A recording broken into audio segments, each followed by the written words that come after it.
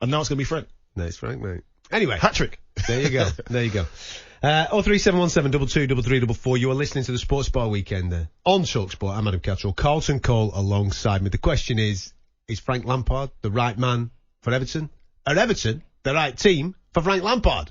03717 Paul, welcome to the show, mate. How are you?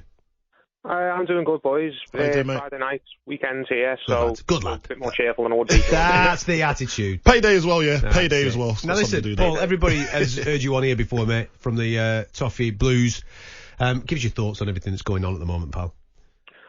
In general, the last couple of weeks at the club, it's like being watching like a Monty Python sketch for me. It's just been, no, but I'm being serious. There's some things you think, that's just too silly. That would not happen. And then Everton are always the club, it seems, to prove you wrong with that, with people going on live TV, basically pleading the case why they should get a job, why the owner's conducting the managerial search, and it was a bit X Factor. Like people getting called up to his house and everything, and finding out whether they've got through to the next round. But I'm just glad that it seems to finally be decided with now, and we can just focus on getting the results on the pitch, which we so desperately need. Yeah. Do you think, and part of the conversation that we've been having this evening is, and we've compared it to other clubs down the years, where the boardroom seems to have absolutely no clue about football. And that seems to be the case at Everton. You've got good football people within the dugout, for example. We've been mentioning Big Duncan, various others, and what have you, but there doesn't seem to be cohesion between boardroom level and playing staff level. Is that the major problem, and that is the problem that needs to be sorted before you guys can progress? Yeah, that's absolutely the main problem for me. There's people on the board at the club who all seem like they want different things, and they want Everton to be a different entity, a different type of club. There's the shareholder, majority shareholder, Mashiri, who's tried to run before he can walk. That's why he's been throwing the money around the last couple of years. He's been spending big fees on big names, big managers, big players who have come in and had mixed success. We've got people who are the old guard who've been there, who are kind of want the club to be a certain way, that it's been the way it was before Mashiri got there, which there was good times, there was bad times as well. And it just seems like everyone's got their own kind of idea, and people are not all sitting in a room and agreeing on one specific strategy that they should all get behind, and hiring the right people beneath them to carry out that strategy. How director of football. How do you fix that, Director Paul? of football. Obviously, it sounds like there's too many chefs, right? So someone's got to go. So what happens? Who knows with that? I mean, I don't think the owner's going to go anytime soon. No. I mean, he said he's not going to. He said he's committed as ever. Other people at the boardroom have been there for 20 years and have survived through bad times before, so why would it be any different now, sort of thing? There's just people at the club who are going to be there until they decide they don't want to be there anymore, and I just don't see a scenario. I'd be surprised if there's certain people at the club who are getting all the brunt of the criticism that's been going on over the last while decide, okay, I'm just going to listen to those fans who are not happy, and I'm just going to up sticks and go now because they're asking me to. If they were willing to do that, they probably would have done it years ago.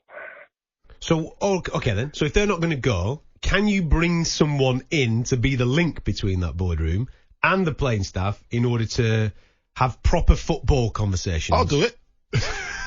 I'll do it, mate. We can bring someone in, but what will be the point of it when, as going back to what I said before, when there's just going to be people, different chefs in the kitchen who all want different ideas and are going to be wanting to put their 2 cents in and are going to be overriding other people. That's why the former director of football brands has ultimately left, because it seemed like he wasn't being allowed to do his job, or he was being told to do different things by different people. So it doesn't matter who you bring in. It could be the greatest director of football in the game. If he's not allowed, if he's not left alone to kind of just do the job, then there's no point there. That is the biggest problem. That's the biggest problem. Everyone wants to be the power man. Everyone wants to have the power to say, this is how I'm running the football club, and this is my way or the highway. You need to get a director of football in and you say, listen, no one does anything without this guy say so, and that's it.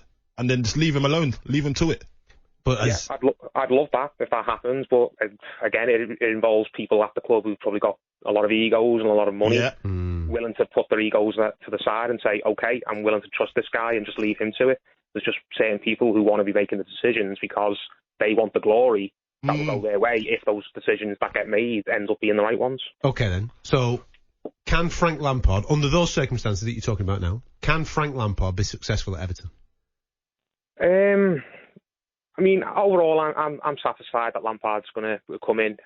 He's going to have a lot of the similar problems that previous managers have had. But one thing I do like about Frank as a young coach is because he is still relatively a new manager, isn't he? He's not a novice, but he's anymore. He's got a couple of years under his belt, but he hasn't got a wealth of experience to draw on. But one thing I like about Frank is that he seems like a very straight shooter of a manager, where if something's not, I mean, he's not going to go out in media or post-match interviews and say, "Oh, this needs to change, this needs to change at the club."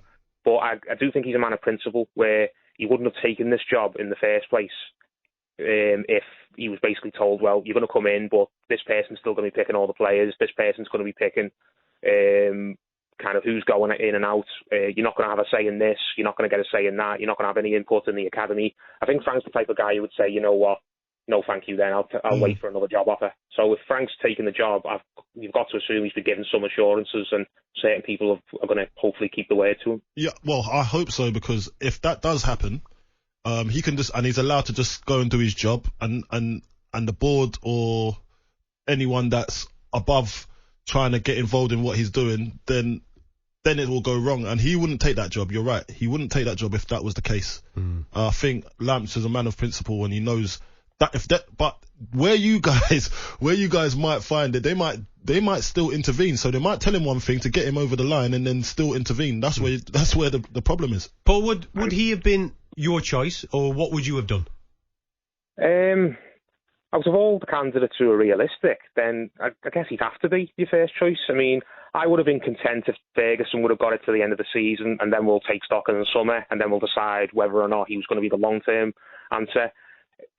That Vitor Pereira fella, I mean, good luck to him, whatever he does, but I think he absolutely put a gun to his head and blew his chances completely, didn't he, when he went and did that ill-advised interview. And there was no need for it as well. No, I mean, I understand why the fella wanted to kind of stick up for himself a little bit, but do that after you've been told you haven't got the job, not whilst the process is still ongoing. What do you think that's going to do?